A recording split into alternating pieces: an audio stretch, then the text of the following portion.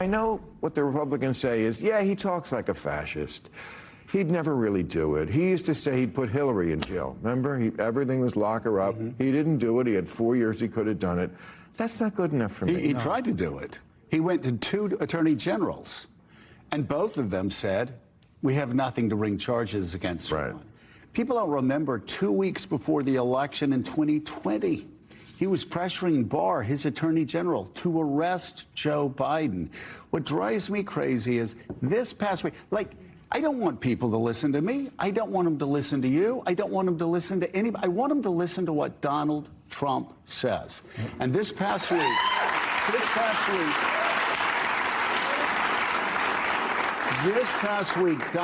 Donald Trump said that he was going to use the military and the National Guard to arrest his political opponents. He was asked if he would back off of that. He said no. And he said no. Yep. In fact, he doubled down. He talked about Nancy Pelosi being evil, her husband being evil, Schiff being evil, talking about arresting them. He said he was going to execute the chairman of the Joint Chiefs of Staff because he was disloyal to him.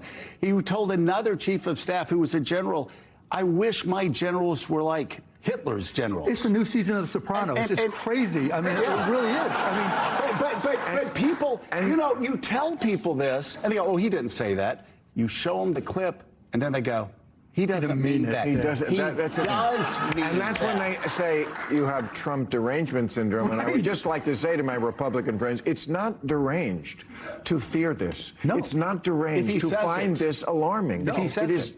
What? I said, yeah, we're not saying this. We're not guessing what he's going to do. He's saying, no, this is what I'm going to do. The Supreme Court decision. I'm going to get Liz Cheney in a military tribunal. His people have said they're going to arrest my producers. He said he was going to shut down CBS because he didn't like how they edited a package in 60 minutes.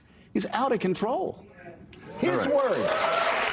So that was Joe on HBO's Real Time with Bill Maher on Friday night alongside the entrepreneur Mark Cuban. And Reverend Sharpton, I mean, Trump derangement syndrome is what Republicans like to do to dismiss these concerns. But to Joe's point, Donald Trump himself says this. And yes, we can spend time about his weekend talking about Arnold Palmer and his staged photo op at a McDonald's.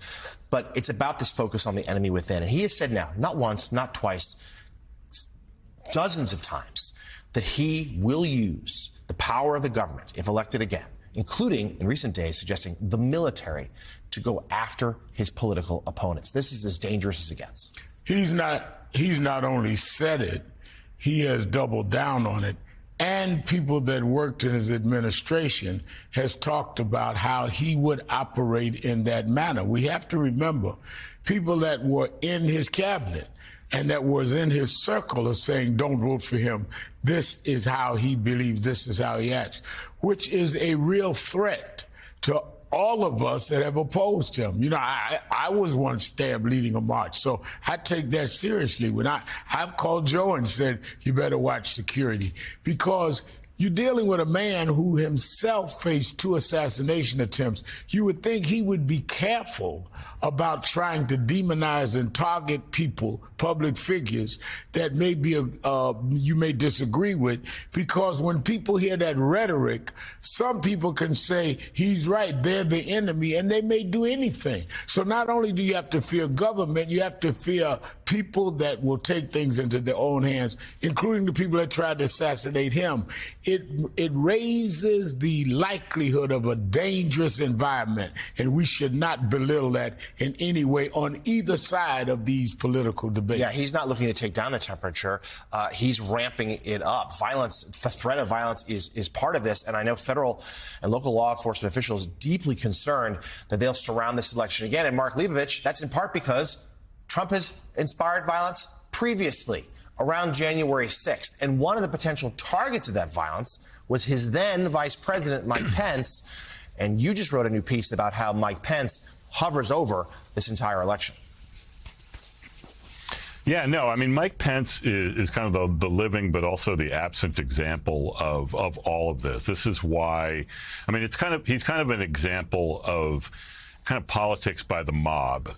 His absence, I think, speaks volumes in some ways than he has himself since what happened on January 6th. So Mike Pence, look, he's kind of a symbol of the moment 4 years ago almost when Donald Trump kind of broke free of all consequences. Once it was clear that he could get away with that the Republican Party would indulge that, you know, with help from any number of Republicans in the House and the Senate and the Supreme Court even, that pretty much anything was possible. And the fact that Mike Pence has kind of been cowed into silence and is somewhat, you know, just really off the stage is, I think, itself emblematic of Donald Trump's ability not only to perpetrate a really, you know, just un-American history, but also to erase it from the fact that it can be part of any kind of conversation going forward. So I wanted to look at Mike Pence and his sort of specter over the campaign and what it could bode for the future. And John Meacham, we saw the Speaker of the House continue to deny, as the governor of Virginia last week continued to deny Donald Trump's own words that we have on videotape. And it's repeated many times and of now. course, the Wall Street Journal is doing it this morning, the editorial page, which, of course, they bring up Mark Milley. They don't bring up the fact that Donald Trump endorsed the idea of executing Mark Milley, that Donald Trump endorsed the idea of putting Liz Cheney before a military tribunal, that Donald Trump said he would be a dictator on day one. When Sean Hannity asked him if he was joking, he said, no, I'm going to be a dictator on day one.